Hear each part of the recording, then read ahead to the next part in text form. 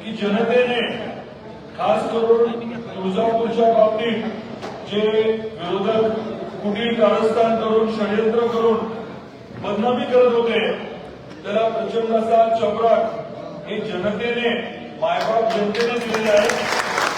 मायबाप जनतेचे आपल्या धाराशिवच्या मायबाप जनतेचे मनापासून मी आभार व्यक्त करतो।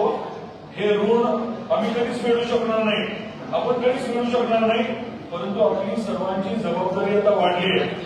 जे काही काम आपण करतो अजून ताकदीने अजून प्रामाणिकपणे करण्याची ही शक्ती ऊर्जा आपल्याला दिलेली आहे आणि ऊर्जा देणारी आपली आई जी आहे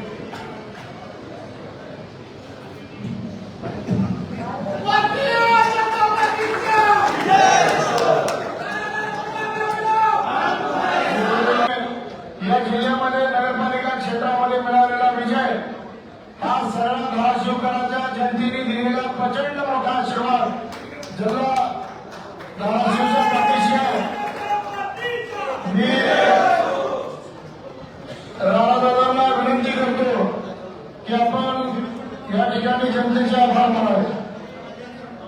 सगळ्यांचे परत एकदा मनापासून आभार।